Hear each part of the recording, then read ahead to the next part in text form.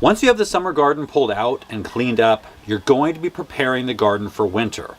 But not just preparing the garden for winter, but also laying the groundwork for a thriving spring garden. This is done two different ways, depending on the type of winter climate you live in. So I have two beds down here in the garden, and one I'm going to treat as if I was living in a cold winter climate, like a zone 5. And in the other bed, I'm going to treat it like I live where I live, zone 10.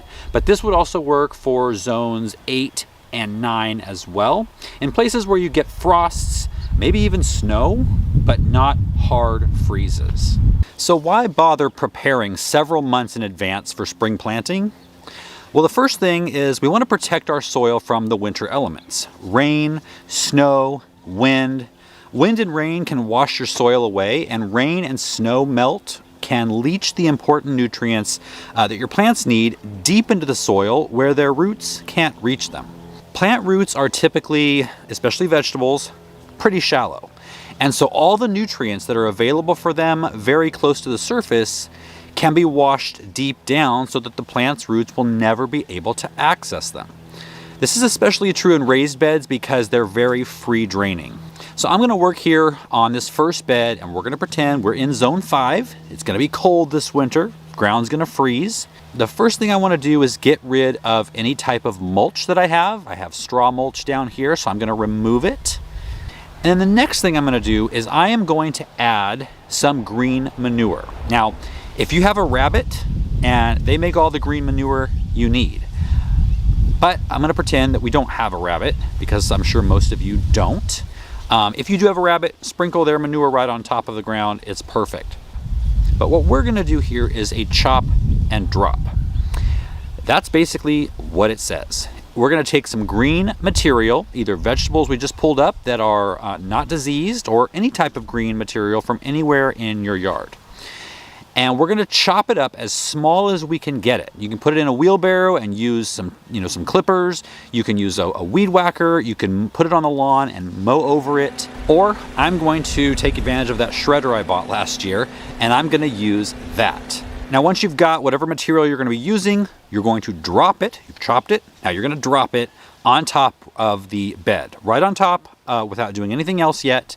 And we're going to put a nice layer where you can still see bits of soil through it. You don't want to see one mat of green, because that could cause a problem. You can also use grass clippings for this, but certainly with grass clippings, you want to keep this layer very thin. Grass clippings especially can mat together and create this waterproof mat that you don't want. Once you've got that layer complete, we're going to top it up with compost.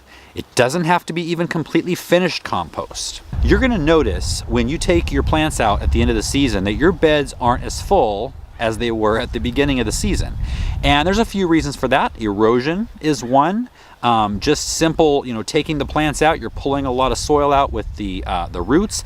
And then the other part, it's kind of a mystery. We don't really know where it goes.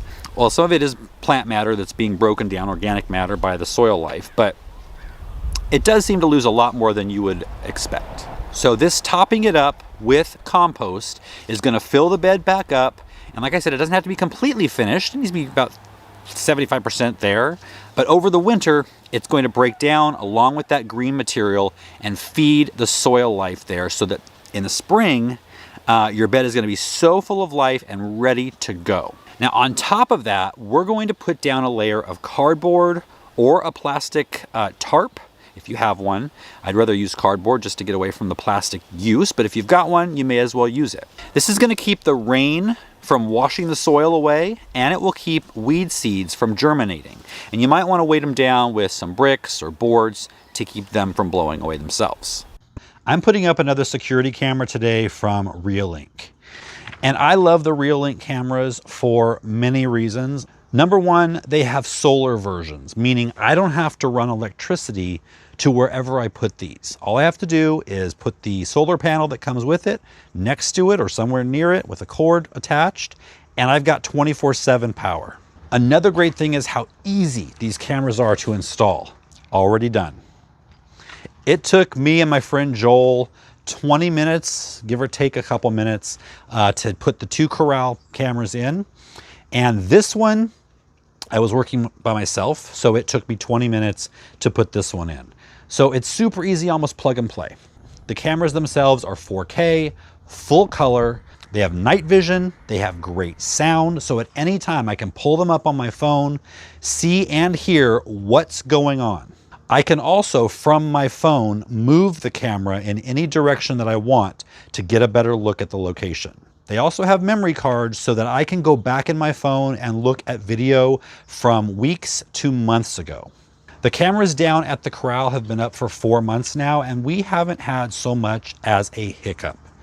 Not even in the Wi-Fi, which down there, the Wi-Fi is always spotty, and we've never had one issue with these cameras. So I'm gonna leave a link down below, and if you've been looking for security cameras for your home or office, I will tell you right now, these are a good investment. All right, now we're gonna move over to our warm winter, our mild winter bed.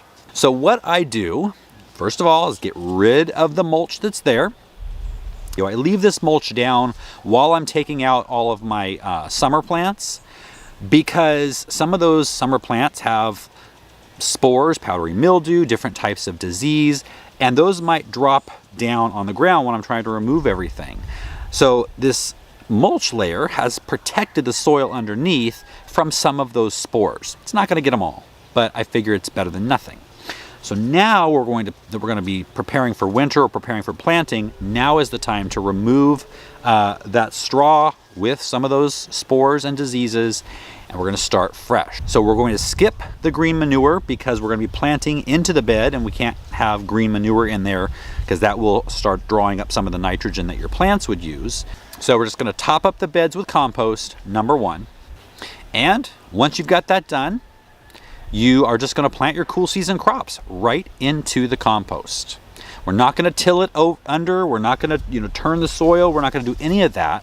We're not going to disturb it, because over the last season or 2 seasons or however many years you've had your beds there, that soil life has built a wonderful network of communication, and all these relationships are being built or have been built under the soil or in the soil. And when you go in there with a tiller, you're tearing everything up. It's just like somebody coming through your neighborhood and tearing up the streets and pulling out the phone and internet lines. It's going to create a disaster for you. You don't want to do that with the soil life you've got in there right now.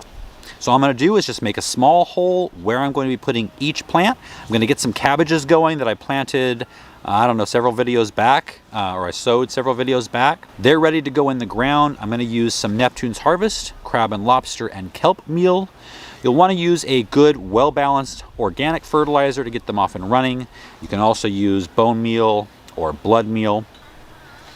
Now, once we've got all of our planting done, you could, at this point, do a chop and drop of some green material on top of there, and then cover it over with another layer of compost or just any kind of mulch, straw, wood chips, what have you.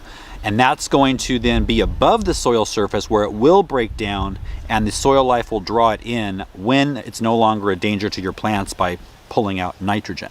Now with these large plants, cabbages, broccoli, cauliflower, Brussels sprouts, all the brassicas, these grow for a really long time before you can harvest, months. These won't be ready probably until March, maybe even April. So you can underplant with lettuces or even a cover crop like crimson clover.